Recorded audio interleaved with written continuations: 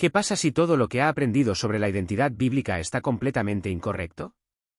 ¿Qué pasaría si los verdaderos herederos de Abraham, Isaac y Jacob hubieran estado ante nuestros ojos durante siglos, mientras que el mundo fingió no ver? Hoy nos sumergiremos en uno de los temas más explosivos y emocionalmente intensos del cristianismo moderno, la teoría de los israelitas negros. Esta actual establece que los descendientes afroamericanos del África son los pueblos elegidos de Dios, los auténticos israelitas de las Escrituras. Para algunos es una verdad liberadora. Para otros, una fantasía peligrosa. Pero, ¿qué pasa si las pruebas siempre han estado allí, registradas en las páginas de la Biblia, talladas en piedras viejas y pulsando en la sangre de millones? Prepárese para un viaje que sacudiera sus creencias sobre la fe, la identidad y el propósito divino. Esta no es solo una historia, es una revelación que puede redefinir quién eres. En el centro de esta teoría hay una declaración audaz: los descendientes de las 12 tribus de Israel no están principalmente en las comunidades judías modernas, sino entre los pueblos africanos dispersos por el continente y llevados por la fuerza a las Américas durante la esclavitud. Este no es un debate académico sobre el pasado. Para millones de personas que buscan identidad, esta idea representa un retorno espiritual, una reconquista de una herencia divina robada por siglos de opresión. El movimiento sugiere que las maldiciones descritas en Deuteronomio 28, exilio, esclavitud, persecución, se cumplieron en la diáspora africana. Cuando leen en barcos que llevan personas cautivas, pérdida de identidad y patria, muchos ven su propia historia reflejada con la precisión profética. Esta interpretación transforma el sufrimiento en significado, convirtiendo el dolor histórico en un signo de una elección divina. La expresión hebrea Am Israel gana un nuevo significado cuando se ve desde este ángulo. La base bíblica de esta creencia se basa en pasajes que parecen describir la experiencia afroamericana con una precisión impresionante. Deuteronomio 28, 68, por ejemplo, habla de un pueblo tomado en barco a Egipto, o una nueva tierra de cautiverio, y se vende como esclavo, sin posibilidad de retorno. Para los defensores de la teoría, esta es una descripción perfecta del tráfico transatlántico. Zepanías 3 y 10 menciona que las dispersas se traen de más allá de los ríos de Etiopía, lo que sugiere un origen africano a las tribus perdidas. Joel 3, 6 habla de la venta de los hijos de Judá y Jerusalén a los griegos, que algunos interpretan como la dispersión de los israelitas a través de África y más allá. Estos versos no son solo palabras antiguas, son un mapa del viaje de los antepasados, desde la tierra prometida hasta los campos de la esclavitud en el Nuevo Mundo. El concepto hebreo de galut, exilio, se vuelve profundamente personal cuando se entiende de esta manera. El movimiento de los israelitas negros cubre una amplia gama de creencias y prácticas, desde grupos académicos y culturales hasta facciones más radicales.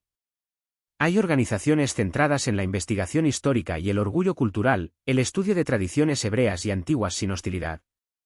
En el medio del espectro hay congregaciones que adoptan costumbres hebreas, celebran festivales bíblicos y mantienen una identidad israelí a medida que interactúan positivamente con la sociedad. Pero en el extremo, algunos grupos predican ideologías supremacistas, afirmando que solo los descendientes africanos pueden salvarse y que otras razas son intrínsecamente malditas. Esta diversidad requiere atención al analizar el movimiento, ya que no todos los hilos comparten los mismos puntos de vista. Lo que más se une es el deseo de rescatar la dignidad y la identidad a través de una conexión con el patrimonio bíblico. En un país como los Estados Unidos, donde las cuestiones de identidad, justicia y pertenencia dominan el debate público, el movimiento ofrece algo que el cristianismo tradicional a menudo no puede: una sensación de elección divina que confronta siglos de opresión racial. A muchos afroamericanos que han sido desplazados espiritualmente en principalmente iglesias blancas o desconectado de las religiones tradicionales africanas, la idea de una herencia israelí es una alternativa poderosa. Ella sugiere que sus antepasados no eran solo víctimas de la historia, sino un pueblo elegido que cumplía profecías a través del sufrimiento.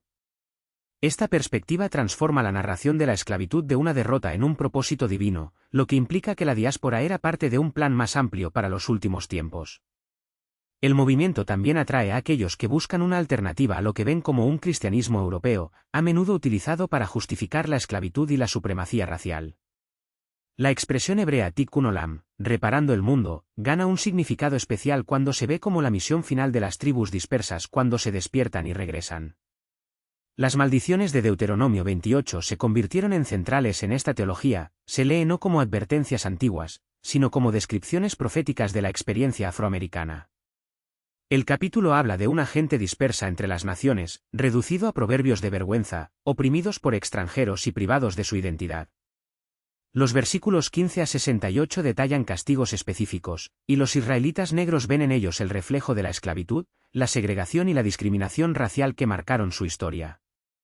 La profecía menciona la eliminación de la tierra, los niños cautivos, la adoración de los dioses de madera y piedra, todo lo que hace eco de la conversión forzada al cristianismo y la destrucción de las religiones africanas.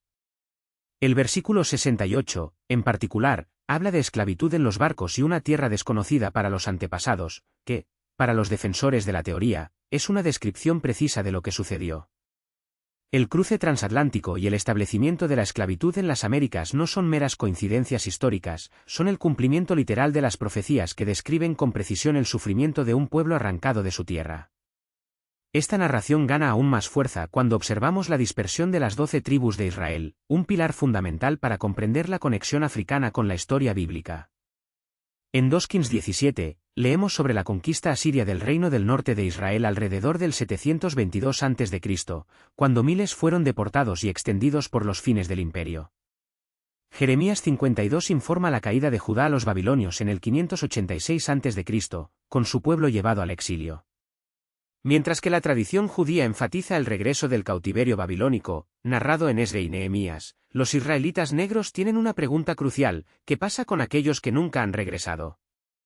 Para ellos, la respuesta radica en la migración de estos israelitas dispersos hacia el continente africano, donde se habrían establecido a lo largo de las generaciones, siguiendo las antiguas rutas comerciales que conectaron el Medio Oriente con el África subsahariana. Esto no es mera especulación. Las antiguas inscripciones hebreas que se encuentran en regiones como Zimbabue y Sudáfrica se presentan como prueba material de esta migración. Además, personas como Leva en el sur de África conservan tradiciones orales que hablan de orígenes en el Medio Oriente y mantienen aduanas sorprendentemente similares a las de los antiguos hebreos. Para los israelitas negros, la idea del Nitzozot, las chispas divinas en todo el mundo, gana un significado concreto. La diáspora israelita no solo era espiritual, sino física, y su restauración es una promesa que es satisfactoria ante nuestros ojos. Las profecías de regreso y restauración son el corazón de esta creencia. Isaías 11:11 anuncia que Dios reunirá a su pueblo de los 4 rincones de la tierra, mencionando explícitamente la región Cux asociada con la antigua Etiopía y Sudán. Jeremías 16:14-16 habla de un segundo éxodo, incluso mayor que la partida de Egipto, un evento que sería abrumado todo lo que se ha visto. Ezequiel 37, con su visión de los huesos secos que regresan a la vida, se interpreta como el despertar espiritual de los israelitas negros, que hoy reconocen su verdadera identidad después de siglos de opresión. Saponías 3:20 promete que Dios traerá de vuelta a los dispersos y restaurará su fortuna antes de todas las naciones. Estos pasajes no son solo palabras de comodidad, son un llamado a la acción, una señal de que el tiempo de reunificación está cerca. Incluso las descripciones físicas en las escrituras desafían la narrativa tradicional. Cantando 1:5 declara: «Soy negro, pero hermoso, oh hijas de Jerusalén», un verso que muchos ven como una prueba irrefutable de que los israelitas incluían personas de piel oscura. Apocalipsis 1:14-15 describe el Hijo del Hombre con cabello blanco como lana y pies como bronce pulido, una imagen que algunos asocian con las características africanas. Lamentaciones 4:8 habla de israelitas cuya cara se le oscureció más que hollín, mientras que Jeremías 14:2 menciona las puertas de Judá ennegrecidas al suelo. Job 30:30 y Daniel 10:6 refuerzan esta idea con descripciones de piel negra y extremidades como bronce brillante. ¿Cómo explicar, entonces, que el arte y la teología occidentales han retratado a estos personajes como europeos? Para los israelitas negros, la respuesta es clara: una distorsión deliberada, un intento de borrar la presencia africana en la historia sagrada. La palabra hebrea sachor, que significa negro o oscuro, aparece repetidamente en las escrituras, pero a menudo se traduce de una manera que diluye su significado étnico. Los críticos argumentan que estas descripciones son metafóricas o temporales, pero los defensores de esta pregunta de interpretación, ¿por qué, entonces, la misma lógica no se aplica a los pasajes que describen rasgos claros? La traducción de la Biblia no es neutral, es un acto de interpretación, y la interpretación es el poder. Si el texto original se escribió en un contexto donde África, Asia y Europa estaban, porque las versiones modernas, producidas por académicos europeos y americanos, insisten en una lectura que excluye África? El principio judío de los lugares, que reconoce capas literal, alegóricas, morales y místicas en los textos sagrados, validó este releedor. Si las escrituras se pueden entender en múltiples niveles, ¿por qué los israelitas negros interpretarían menos legítimos? La historia confirma esta posibilidad. Las rutas comerciales milenarias vincularon a Israel con los reinos africanos como el Despeje, el Cux y la tierra de la Reina del Sábado, cuya visita a Salomón, un Reyes 10, demuestra profundos lazos diplomáticos y culturales. 2 Crónicas 9 menciona que los barcos de Salomón trajeron oro de Ofir, un lugar que muchos académicos identifican en África. Los soldados africanos sirvieron en los ejércitos de Egipto y Asiria, Jeremías 46, 9, Ezequiel 38, 5, lo que demuestra que la circulación de pueblos entre estas regiones era común. Si la Biblia registra esta interconexión, ¿por qué sería imposible que los israelitas dispersos hayan encontrado refugio y un nuevo hogar en el continente africano? El término socher, que designa comerciantes o comerciantes, se aplica repetidamente a las escrituras en contextos que revelan una red comercial internacional robusta, capaz de facilitar no solo el intercambio de bienes, sino también ideas, culturas e incluso lazos genéticos entre pueblos distantes. Si la Biblia registra que los fenicios llevaban a Sider del Líbano a Salomón, un Reyes 5, 6-10, y que los comerciantes de Tiroteo y Sidón negociaron desde España a la India, Ezequiel 27, 12-25, como podrían haber llevado a los israelitas dispersos a tierras afroafricanas, donde encontraron su identidad. El informe de eunuco etíope en Hechos 8, 26-39 es quizás la evidencia más sorprendente de que la conexión entre África y el patrimonio israelita no es mera especulación, sino un hecho bíblico innegable. Aquí tenemos un alto oficial de la corte de Candes, la reina etíope, que no solo viajó a Jerusalén para adorar, sino que regresó leyendo el rollo de Isaías, un detalle que desmantela el mito colonial de un África primitiva o desconectado de los viejos centros de conocimiento. Su beca y devoción demuestran que la fe israelita ya había cruzado las fronteras mucho antes de las misiones europeas. Cuando Filip lo bautiza después de explicarles las escrituras, el texto sagrado no solo la valida conversión, pero lo inserta en la narrativa misma de la expansión del cristianismo, que los africanos no eran receptores pasivos de la fe, sino participantes activos desde el nacimiento. Este episodio arroja luz sobre el concepto hebreo de Ger Tosab, el extranjero residente, que, aunque no israelita por nacimiento, vive entre el pueblo de Dios y adopta sus leyes, Éxodo 12-49. El eunuco etíope encarna esta figura, un hombre de alta posición, vinculado a la corte africana, pero profundamente arraigado en la espiritualidad israelí. Su historia sugiere que muchos otros, como él, pueden haber llevado las tradiciones de Israel a África, plantando semillas que florecieron en las comunidades que, siglos después, aún se quejan de esta herencia.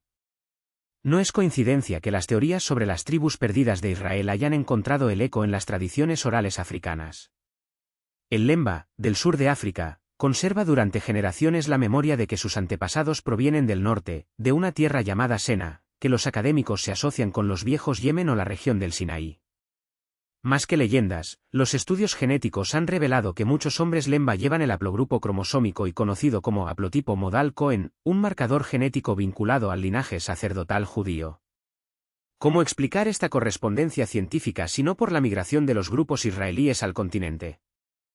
El Igbo de Nigeria también sostiene que descienden de las tribus perdidas, con prácticas que reflejan el judaísmo antiguo, la circuncisión en el 8º día, los tabúes dietéticos similares a la kashrut, e incluso los nombres que evocan patriarcas hebreas, como Eri, en comparación con Eri, hijo de Judá en 1 Cronicles 7, 7. El Israel de Etiopía, mejorado por el Estado de Israel como judíos legítimos, ha sido ritual durante siglos, como el sacrificio de los animales, interrumpido solo después de su aliá, y la observancia de Sabbat, en formas que algunos investigadores consideran más cercanos al judaísmo bíblico que de las tradiciones rabínicas europeas. Estas comunidades no son excepciones, sino piezas de un rompecabezas más grande. La diáspora israelita no se limitó a Europa ni al Medio Oriente. El término hebreo Sebatim Anidachim, las tribus perdidas, nueva dimensión cuando observamos que desde Etiopía hasta Nigeria, desde Sudáfrica hasta Uganda, los grupos africanos conservaron identidades que desafían la narrativa eurocéntrica de aquellos que pueden ser judíos. Y los descubrimientos arqueológicos solo refuerzan este vínculo. Las inscripciones en la escritura paleohebraica que se encuentra en lugares como Bad Creek Stone, Estados Unidos, Y los sitios de África Occidental sugieren que la presencia israelí en tierras distantes no es mera teoría sino un legado tangible. La tragedia del tráfico transatlántico, con su rastro de dolor y deshumanización, asume un significado profético para muchos descendientes africanos que se identifican como israelitas. El cruce forzado en el sótano de los barcos de esclavos se lee como el cumplimiento literal de Deuteronomio 28, 68, el Señor te hará convertir a Egipto en barcos, un exilio moderno que refleja la esclavitud en el antiguo Egipto. La destrucción sistemática de los nombres, idiomas y creencias africanos durante la esclavitud se interpreta como la realización de la maldición de servir dioses de madera y piedra, Deuteronomía 28, 64, mientras que la resiliencia cultural, manifestada en los espirituales, los códigos de resistencia y el mantenimiento de las tradiciones orales, vista como prueba de protección divina sobre una gente más desinllada. Las canciones de trabajo en los campos, llenas de referencias al éxodo y la liberación, no fueron coincidencia, eran ecos de una memoria ancestral que sobrevivió a la opresión. El concepto de Yisurim Selahaba, sufrios de amor, por el cual Dios purifica a su pueblo, abarca los paralelos en la historia afroamericana, la esclavitud, el racismo y la segregación se leen como un fuego refinado, preparando el camino para una futura restauración. Si Israel estaba disperso para ser reunido, ¿por qué no ver en la diáspora africana un capítulo de esa misma narración? Hoy, comunidades como la Beta Israel, que regresó a Israel en oleadas migratorias como la Operación Salomón, la Uganda Abayudaya, que adoptó el judaísmo a principios del siglo XX y se resistió a la persecución, y los judíos Igbo de Nigeria, que resulta en las sinagogas y estudia el Talmud en Yoruba, demuestra que es una identidad de monopolio. Su judaísmo vibrante, adaptado y profundamente arraigado, la idea de que ser judío requiere ascendencia europea. Por el contrario, demuestran que Zera Israel, semilla de Israel, es una herencia global, capaz de florecer incluso en los suelos más improbables. Sin embargo, el movimiento de los israelitas negros no es un monolito. Si bien la mayoría busca reconectarse con las raíces bíblicas a través del estudio de la Torá, la observancia del Sabbat y la construcción de comunidades basadas en valores israelitas, una minoría radical distorsionó esta búsqueda de identidad, adoptando discursos de odio que empañan el legado de resistencia y fe. Grupos como la Escuela Israelí de Conocimiento Universal Práctico o la Nación de Yahvé predicaron la supremacía negra con la misma virulencia que los supremaquistas blancos que condenan, una paradoja trágica que desvía el enfoque de la verdadera llamada, la restauración de un pueblo, no la división entre los pueblos. El núcleo de la pregunta sigue siendo, si la Biblia narra la dispersión de Israel a los fines de la tierra, Deuteronomio 28, 64, ¿por qué limitar su búsqueda solo a caminos conocidos? Si Dios prometía reunir a los dispersos, Isaías 11 y 12, ¿no sería África, con sus tradiciones, su genética y su fe inquebrantable, un capítulo esencial de esta promesa? La historia, la arqueología y la escritura en sí apuntan a una respuesta que muchos todavía se resisten a aceptar: Israel no es solo un lugar en el mapa, sino una propagación, y África puede mantener sus claves más preciosas. ¿Qué pasaría si la verdadera batalla no se tratara de genes o documentos históricos, sino de la restauración de una identidad robada? Cuando un pueblo es arrancado de sus raíces, despojados de su idioma, su historia e incluso su nombre, no es sorprendente que busquen las escrituras no solo la fe, sino un espejo que devuelve su dignidad. La pregunta no es solo si los afrodescendientes son literalmente israelitas, sino por qué esta conexión resuena con tanta fuerza en los corazones marcados por la opresión. Si la Torá habla de un pueblo que era un esclavo en la tierra de Egipto, Éxodo 13, 3, y luego se dispersó entre las naciones, ¿cómo ignorar el paralelo con aquellos que, durante siglos, llevaron corrientes no solo en las muñecas sino también en su alma? Sí, hay voces extremistas que distorsionan esta búsqueda de identidad, convirtiéndola en odio o división. Pero sería justo juzgar todo un movimiento por los errores de algunos, cuando la propia Torá advierte contra la sonará, el lenguaje del mal, que difunde la discordia, Levítico 7 y 16. La historia está llena de ejemplos en los que los grupos marginados, al reclamar su lugar, fueron pintados como radicales solo por desafiar las narrativas dominantes. La verdadera prueba no es si todos los que se identifican como israelitas negros tienen razones históricas irrefutables, sino que si su viaje los acerca a Emet, la verdad que se libera, los grilletes de un pasado que aún los encorvan. Los críticos señalan la falta de evidencia genética o registros históricos innegables, como si la fe dependiera solo de laboratorios o archivos polvorientos. Pero la misma escritura que habla de genealogías también celebra la adopción espiritual, no son hijos de promesa de los nacidos de acuerdo con la carne, sino aquellos que nacen según el Espíritu, Gálatas 4:29. Si el propio apóstol Pablo, un judío de nacimiento, sería consciente de que la afiliación a Israel podría trascender la sangre, ¿por qué negar esta posibilidad a aquellos que encuentran en las páginas de la Biblia un llamado a la redención? La ciencia puede mapear el ADN, pero no puede medir el impacto de un agente que, al ver al heredero de Abraham, Isaac y Jacob, levanta la cabeza y se niega a doblarse nuevamente. Es innegable que algunos utilizan esta identidad a la división SOW, intercambiando la promesa de Salom, Peneus, veneno de resentimiento. Pero, ¿es la respuesta correcta para descartar toda la búsqueda para pertenecer, o más bien, para desafiar a quienes tergiversan la Torá a justificar el odio? El mismo Talmud enseña que quien salva una vida salva a un mundo entero. Sanedrín 37. ¿Cuántas vidas no han sido rescatadas cuando los hombres y las mujeres, anteriormente se consideran nada, han venido a ver a los sacerdotes de un Dios que no abandona los suyos? Aquí está el núcleo, la fuerza del movimiento no es demostrar un linaje, sino transformar destinos. Las comunidades que adoptan esta identidad a menudo son testigos de una revolución interna, la familia reconstruida, los jóvenes que cambian a las calles por la Torá, empresarios que crían negocios con el lema robarán, Éxodo 8:15, registrado en el corazón. Si la fe mueve las montañas, ¿qué pasa con una fe que mueve a las personas, de desesperación a la esperanza, desde la vergüenza hasta el orgullo de un legado que incluso la esclavitud podría borrar? Los académicos pueden debatir las fechas y las migraciones, pero no pueden negar el poder de una narrativa que devuelve a un pueblo su historia. Cuando un joven negro lee en Jeremías 31:3 que Israel es amado con amor eterno, y por primera vez siente que estas palabras son para él, algo más profundo de lo que la genética está en juego. Es la restauración de Kabod, el honor que el mundo lo ha negado. Y si la Torá es, sobre todo, una invitación a la vida, Deuteronomio 30:19, ¿cómo condenar a aquellos que, en ella, encuentran razones para vivir? Lo que la academia a menudo clasifica como sesgo cultural puede ser el eco de una verdad largada. No se trata solo de cuestionar por qué los patriarcas bíblicas se retratan con rasgos europeos en el vidrieras de la catedral, sino de desenterrar una historia que los pinceles coloniales lucharon para borrar.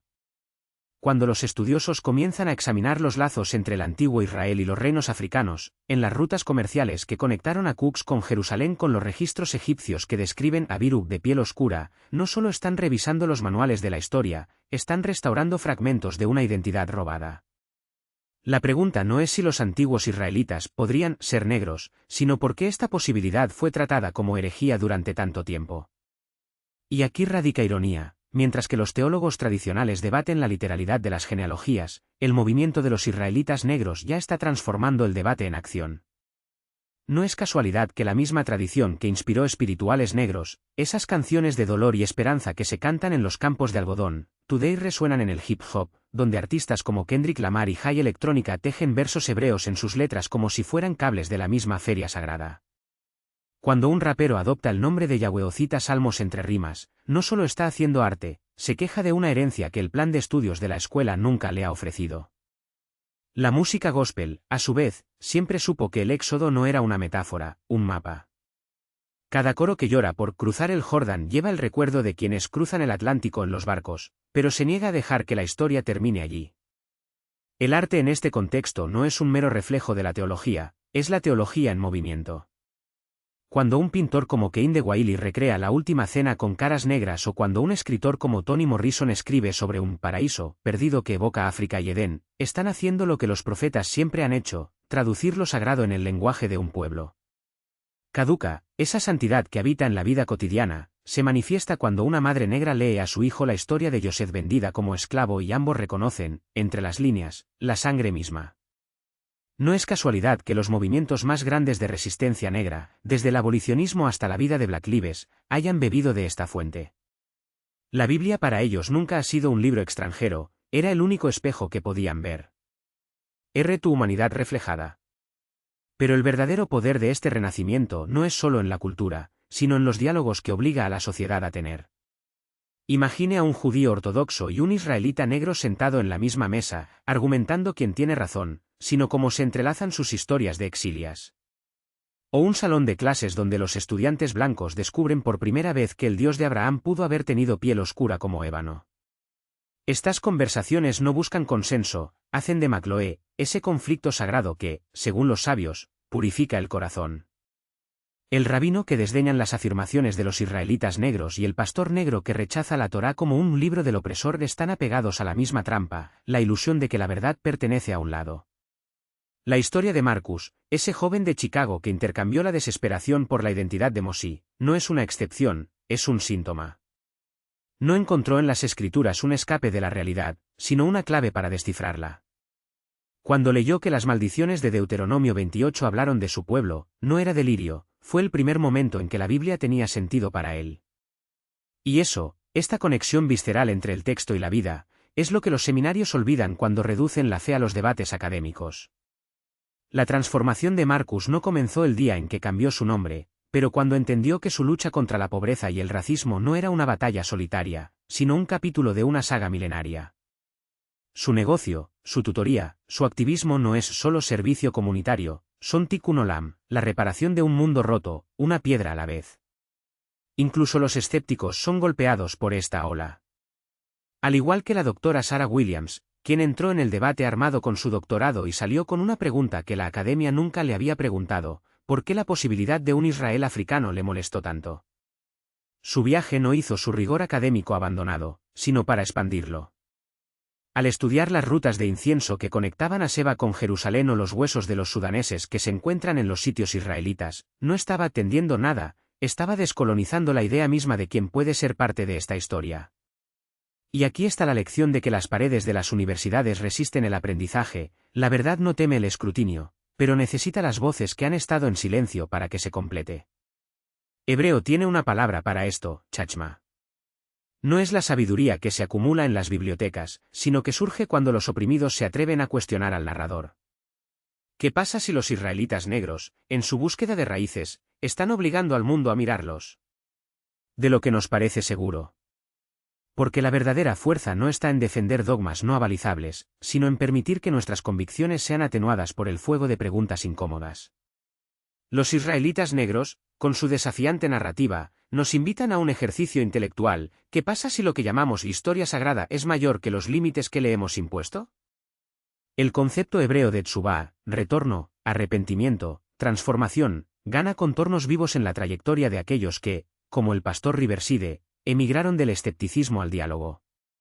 Su historia no se trata de conversión, sino de la expansión del alma cuando nos permitimos cuestionar sin miedo. Y eso es exactamente lo que el estudio de la Biblia comunitaria de Riverside encarna, un oasis donde la identidad no es una trinchera sino un puente. Imagínese, un pastor afroamericano y un rabino judío blanco al lado, no para discutir a aquellos que tienen la verdadera herencia de Israel, sino para desentrañar lo que estas narraciones ancestrales aún tienen que enseñarnos. Allí, los negros que buscan sus raíces en la Torá, los cristianos blancos redescubren el judaísmo en los intestinos de su fe, y los judíos se sumergen en las experiencias espirituales de la diáspora africana, todos uniformes unidos, pero por sed de significado. Estudian hebreo con los mismos labios que, hace siglos, se vieron obligados a silenciar. Celebre Pesach y Kwanzaa en el mismo espacio, no como un collage presupuestado, pero como un testimonio que la espiritualidad auténtica trasciende las fronteras. Sirven juntos a los necesitados, porque la justicia que los profetas afirmaron no sabían raza ni credos. ¿Hay discusiones acaloradas? Por supuesto.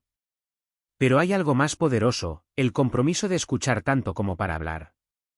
Nacen amistades donde el dogma podría haber plantado divisiones. Y así, el término Keal Israel, la comunidad de Israel, se desarrolla en un tapiz donde cada hilo, aunque diferente, contribuye a un diseño mayor, el de la humanidad en busca de su lugar en lo divino. Lecciones que trascienden el movimiento. Al reflexionar sobre este tema, cargado de emoción, historia y fe, veritados que nos entrelazan más allá de las afirmaciones específicas de los israelitas negros.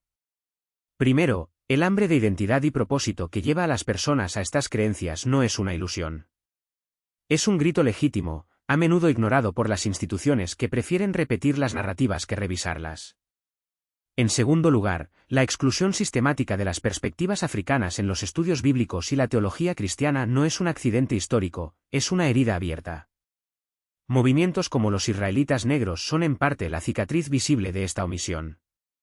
Tercero, sí, hay extremismos preocupantes dentro del movimiento, pero usarlos para invalidar todas las preguntas sobre las conexiones africanas con la Biblia es como tirar al bebé con agua del baño. Quourter, el diálogo tenso entre los defensores de los israelitas negros y los académicos tradicionales, lejos de ser estériles, puede ser el crisol donde se forja una comprensión más rica de la historia antigua y la espiritualidad contemporánea. Aquí, el principio hebreo de Emet, la verdad, nos exige un equilibrio delicado, rigor con la evidencia, pero la apertura a lo que desafía nuestras certezas. Porque la verdad, cuando es auténtica, no teme el escrutinio, ella se revela más brillante cuando se enfrenta a preguntas honestas. Quizás la mayor lección es no probar o refutar las afirmaciones de los israelitas negros, sino darnos cuenta de que estas narrativas nos obligan a enfrentar una pregunta incómoda: ¿en qué medida nuestra fe y nuestra historia son suficientes para albergar las voces que, durante siglos, han sido empujadas a los bancos? Tu próximo paso. Este viaje no necesita, ni debería, terminar aquí. Ya sea que se sienta atraído por las ideas de los israelitas negros, escépticos sobre ellas o simplemente intrigadas por las preguntas que plantean, hay formas de profundizar su búsqueda. Comience donde todo comenzó, en las páginas de las Escrituras en sí. Pasajes de retransmisión como Deuteronomio 28, Isaías 11 o Hechos 8, pero esta vez con los ojos de quien sabe que la revelación no es propiedad de un pueblo, una raza o una tradición. Explore los restos arqueológicos que conectan al antiguo Israel con los reinos africanos, desde Meroé hasta Aksum, recordando que la historia, como la fe, está tejida con cables más complejos de lo que nos enseñaron. Diálogo con genetistas que mapean las migraciones humanas pero no reducen la identidad espiritual a los códigos de ADN. Hable con los partidarios de los israelitas negros, con rabinos, pastores e historiadores, no para ganar un debate, sino para comprender cómo cada perspectiva ilumina una faceta de la verdad. Visite museos que cuentan las historias entrelazadas de África y el Medio Oriente, y se permitan sentir el peso y la belleza de este legado compartido. Sobre todo, para abordar esta explotación con humildad, sabiendo que la verdad rara vez encaja en las cajas que hemos preparado para ello. El término hebreo limud, el aprendizaje, no se refiere a un destino, sino a una peregrinación. Una caminata que nos exige el coraje de desmantelar nuestras certezas y la paciencia para reconstruirlas, ladrillo por ladrillo, con mortero hecho de dudas y descubrimientos. No importa si, al final, abraza la identidad de los israelitas negros para rechazar o encontrar terreno intermedio, lo que importa es que el camino lo ha hecho más sabio, más compasivo y más abierto al misterio que nos une. Una llamada a la unidad. Y eso nace de la verdad. Podemos elegir la unidad en lugar de la división, comprender en lugar del juicio, el diálogo en lugar de la disputa. Las preguntas planteadas por los israelitas negros tocan los nervios expuestos a la experiencia humana. ¿Quiénes somos? ¿De dónde venimos? ¿Cuál es nuestro lugar en la gran narración de lo divino? Estas no son solo una pregunta grupal, están haciendo eco de una búsqueda que nos define como una especie. En lugar de usar estos problemas para construir muros, ¿qué tal usarlos para construir puentes? Los puentes que reconocen que las personas de diferentes orígenes pueden tener perspectivas legítimas y distintas sobre la misma verdad. Que acepte que la identidad espiritual es un río de muchas aguas, elección individual y herencia colectiva, memoria e invención, fe y cuestionamiento. Esto nos requiere humildad para admitir que no detectamos todas las respuestas, compasión a escuchar incluso cuando no estamos de acuerdo y el coraje de aprender de aquellos que ven el mundo desde otro ángulo. El principio de Ahavat Israel, el amor por Israel, puede ampliarse aquí: amor por todos los que parecen, con sinceridad, su lugar en el mejor diseño. Porque, en el fondo, seas un israelita negro, un judío tradicional, un cristiano evangélico o un buscador libre de etiquetas, lo que nos une es más profundo de lo que nos separa: la sed de significado, la lucha por la justicia, la esperanza de que, después de todo, pertenecemos a algo más grande. Y es en este espíritu que te dejo con un último reflejo: las verdades más transformadoras de la historia rara vez provienen de aquellos que estaban contentos con el status quo. Se atrevieron a cuestionar: los galileos que desafiaron la física de Aristóteles, los abolicionistas que denunciaron la normalidad de la esclavitud, los profetas que lloraron contra la idolatría de su tiempo, que trasladaron a la humanidad. El movimiento de los israelitas negros, con sus golpes y excesos, es parte de este linaje incómodo. Nos obliga a mirar hacia atrás y preguntar: ¿qué es lo que más ignoramos? ¿Qué voces aún deben ser escuchadas para que la historia, sagrada o secular, finalmente esté completa. Chazaku Behemat, sé fuerte y valiente. La búsqueda de la verdad siempre ha sido, y siempre será un acto de valentía. No hay espacio para la complacencia de la indiferencia o la comodidad de la duda estéril. Si estas palabras han resonado en usted, ya sea como una llamada, un desafío o una chispa de preguntas sobre la fe, la historia y quién es realmente, por lo que su propósito ya está cumplido. La verdad no se contenta con ser descubierta, requiere ser compartido, debatido, vivido. Pase este reflejo a aquellos que, como usted, sienten que la espiritualidad no puede reducirse a dogmas sofocados o silencios de cómplices. Deja tu testimonio aquí, que despertaron estas ideas en ti. ¿Qué preguntas aún se queman sin respuesta? Sus palabras pueden ser la chispa que ilumina el camino de otro buscador. Suscríbase a este viaje, porque la verdad no se revela al only, sino a aquellos que se atreven a caminar juntos, incluso cuando el terreno es empinado y las respuestas provisionales. Que la bendición Baruch Hashem, bendito sea el nombre, recuerde, la verdad definitiva pertenece a lo divino, pero depende de nosotros la tarea sagrada de buscarlo con todo el fervor del alma, la lucidez de la mente y el coraje del corazón. Que la paz, Salom, no solo un deseo, sino la marca de este camino que seguimos, incómoda, necesaria y llena de libre. Lechlecha, B, continúa. La llamada ya sonaba.